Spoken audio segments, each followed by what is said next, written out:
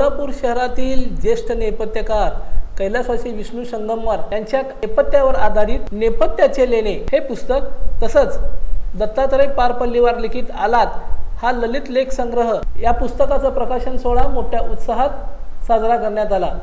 या प्रसंगी हरमन भूमया संगमवार, विष्णुपंत चटपल्ली यांची प्रमुख उपस्थिती होती। संत सेना मंदिर ट्रस्ट व संगमवार पारपल्लीवार परिवाराच्या वतीने या कार्यक्रमाचं आयोजन करण्यात आलं होतं। हा कार्यक्रम हुतात्मा स्मृती मंदिर येथे रविवारी संपन्न झाला। कर्नाटक राज्य रूरल डेव्हलपमेंट व पंचायत युनिव्हर्सिटी गदगचे vice chancellor doctor Vishnu Chatpalli तसंच संगमवार परिवार व पारपल्ली परिवार यांच्या वतीने या कार्यक्रमाचं आयोजन करण्यात आलं होतं। दोन विषयावर हे भावनात्मक कार्यक्रम आहे। एक तर संगमवार, चटपल्ली, मल्लेलवार आणि बाकीचे आपले परिवारमधले लोकांना दिस इज एन इमोशनल प्रोग्राम। दुसरं असं आहे की नाट्य क्षेत्रामध्ये नेपथ्य काम जे केलेले आहेत अशा लोकांच्या बद्दल प्रसिद्धी प्रचार केलेलं नाही आहे। अशा विष्णू संगमवारच्या बद्दल नाट्य क्षेत्रामध्ये एक पुस्तक येत आहे ना, त्याचा अभिमान आम्हाला सगळ्यांना राहायला पाहिजे। म्हणूनच संत सेना महाराज ट्रस्टनी हे काम घेतलेलं आहे। मला अजून एक विशेष या संदर्भामध्ये आहे, कशाला म्हणजे हे माझं आजोळ आहे। बालपणी बहुतेक माझे 15 वर्ष सोलापूरमध्ये याय जायचं झालेलं आहे। आज मी सकाळी इथं आलो होतो। मोदीखाना, कोटणीस बाग, सिद्धेश्वर टेम्पल, तलाव, माझी आजी आजोबा, असे मामा मावशी सगळ्यांची भेट झाली म्हणजे त्यांच्या घरी। आणि ह्या कार्यक्रमामध्ये एक विशेष आमचे मामा विष्णू मामाच्या बद्दल पुस्तक विमोचन करत आहे, त्याच्याबद्दल मला खूप आनंद आहे। I felt myself gratitude to all these people who have given me this opportunity. आता हे मॉडर्न शब्दामध्ये सांगायचं असेल तर संगमवार, चटपल्ली आणि मल्लेलवार ट्रँग्युलेशन लव्ह अफेअर मध्ये आहे। आजच्या मॉडर्न वर्ल्ड मध्ये त्यातल्या मुलाखती पाहून, त्यातले विविध समारंभाचे टिपणं पाहून, परीक्षण पाहून, समीक्षा पाहून मला आत्मविश्वास आला की अनेकांनी ज्या आठवणी जागवल्या आहेत त्या आधारे आणि पुस्तकाच्या कात्रणाच्या आधारे आपल्याला पुस्तक लिहिता येईल। केवळ एकाच मुद्द्यावर की मी त्यांच्या कारकिर्दीच्या सुरुवातीचा साक्षीदार होतो आणि अपार्ट फ्रॉम नेपथ्य तो एक चांगला क्रिकेटर होता हे बहुतेकांना माहीत नसेल। बहुतेकांना हेही माहीत नसेल की आम्ही इंटर कॉलेजमध्ये एकमेकाच्या विरुद्ध खेळलो। तो काय खेळाडू होता, त्याची खिलाडू वृत्ती काय होती हे मी पुस्तकात लिहिलेलं आहे। मी आत्ताच सांगितलं तर ते पुस्तक वाचण्याची उत्सुकता निघून जाईल म्हणून ते सांगत नाहीये। आदरणीय व्यासपीठ मला या पुस्तकासंबंधी सांगताना एक श्लोक आठवतोय। त्याला श्लोक म्हणायचं का सुभाषित म्हणायचं, श्लोक कोणी लिहिलाय मला माहित नाहीये। सदा नाटक बघितलं नाही पण ऐकून होतं की बाबा हे चांगले नेपथ्यकार आहेत आणि घरात नेहमी ते डोबळे सरांनी पण सांगितलं की ते नेहमी हातोडी वगैरे घेऊन काम करायचे। मी बघत होतो ते सेट वगैरे बनवायचे। म्हणलं तुम्ही काय करताय? अरे म्हणलं ते फिरता रंगमंच वगैरे करतो आम्ही। त्याला फिरता रंगमंच म्हणजे खूप अद्भुत घटना पुणे मुंबईला करायचं पण सोलापुरामध्ये त्यांनी ते केला होता। खूप म्हणजे एक विशेष शब्द होतं, प्रावीण्य होतं आणि हा माणूस असा निस्वार्थ होता। पैशासाठी काम केलं नाही त्यांनी कधी आणि अपेक्षा पण केली नाही पैशाची, पण त्यांना भरपूर बक्षिसं मिळालं। त्यांच्या घरच्यांचं म्हणणं होतं की ते रिटायर झाले त्यावेळेला त्यांनी एवढं वाहून घेतलं नेपथ्याच्या कामाला की विचारू नका. घरामधलं काम थोडं असायचं आणि ते नेपथ्याचंच काम जास्त असायचं. आता मी ह्या पुस्तकांबद्दल जास्त बोलत नाही, आपण ते पुस्तक घेऊन वाचावं अशी माझी अपेक्षा आहे. दुसरं, मी 2018ला रिटायर झालो रेल्वेतून आणि मग रिटायर झाल्यावर जे होतं सगळ्यांचं तेच माझं पण झालं. एक उद्विग्न मनस्थितीतून मी जात होतो. प्रत्येक गव्हर्नमेंट सर्वंटला रिटायर झाल्यावर आता पुढं काय करायचं असा एक मोठा प्रश्न पडतो. मी पण त्यातलाच होतो. मी पण एक सर्वसामान्य कर्मचारी होतो रेल्वेचा आणि माझ्या मनात ती गोष्ट आली. 1 महिना जरा बरं वाटलं, नंतर खूप असं संध्याकाळ झाली की मला खूप त्रास व्हायचा. म्हणजे आता डिप्रेशनमध्ये जातो की काय असं वाटायचं. मग माझी आजी विदर्भातली होती आणि ती म्हणी वगैरे म्हणायची. मी त्याला एकदा प्रॉमिस केलं होतं की बाबा तुझ्या म्हणी मी लिहून काढल्या.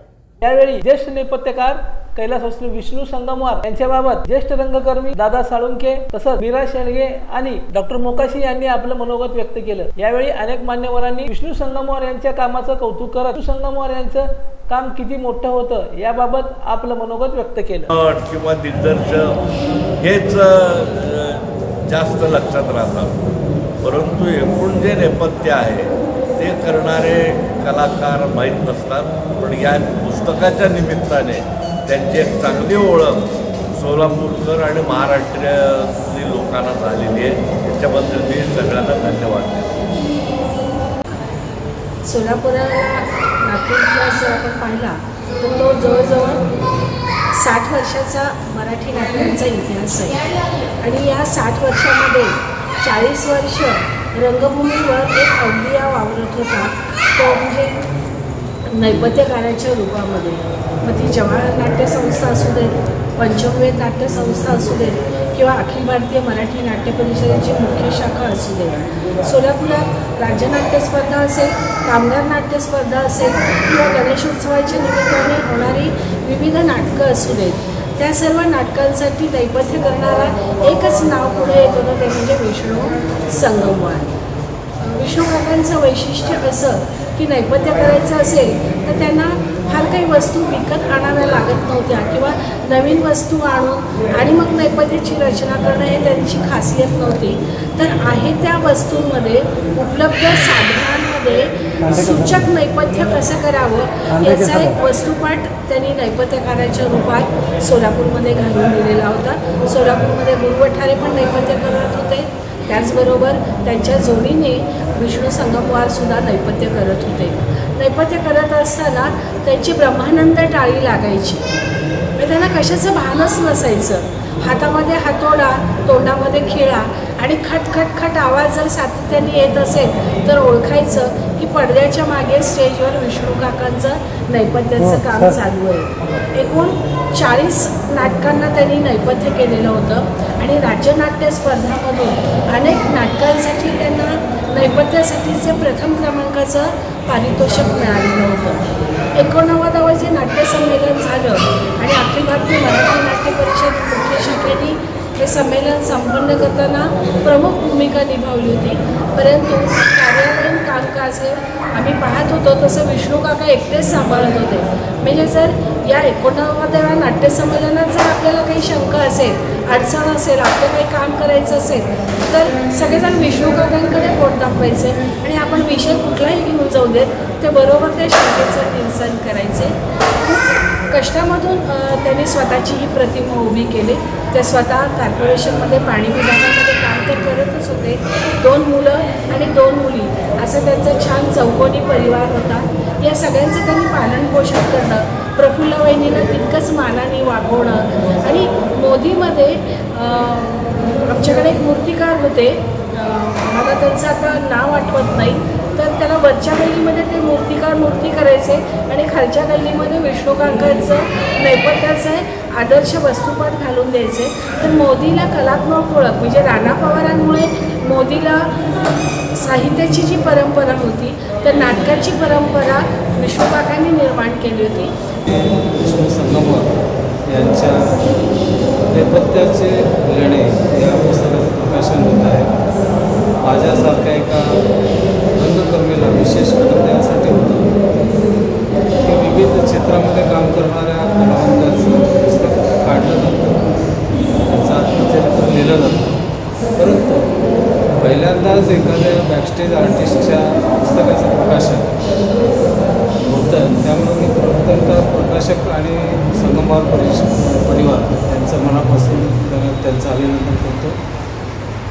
वाटतं असं की विष्णू संगमवार हे आपल्यामध्ये आत्ता आहेतच, कारण मला आठवतं की गेली त्यांच्या निधनापूर्वी गेली 40 वर्ष आम्ही एकत्र काम केलं.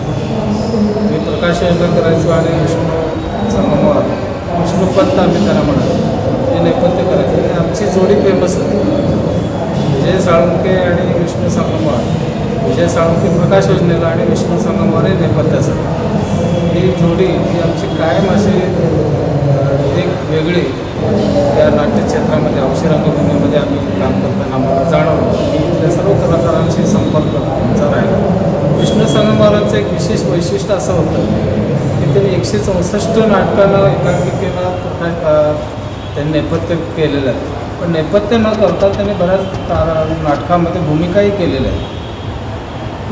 एकच प्याला असेल, तो मी नव्हेच असेल, असे बऱ्याच नाटकामध्ये त्यांनी भूमिका केलेल्या आहेत. भूमिका नेपथ्य हे दोन्ही एकत्र ज्यांच्या अंगी गुण होते असे विष्णू संगमवार यांच्या या पुस्तक प्रकाशनाला आणि त्यांच्या कुटुंबियाला मी मनापासून शुभेच्छा देतो. एक चांगला कार्यक्रम त्यांनी या ठिकाणी आणि विशेषतः हुतात्मामध्येच केला, कारण या रंगमंचावर त्यांनी भरपूर नाटकांना नेपथ्यही दिलेलं होतं. मी परत एकदा संगमवार परिवारांचं या ठिकाणी आभार मानतो की त्यांनी सर्व आमच्या कलावंतांमधून एक कलावंतांचं. लोकदर्शन मराठी चॅनलला सबस्क्राईब करा, बेल बटनला क्लिक करा व लाईक करायला विसरू नका.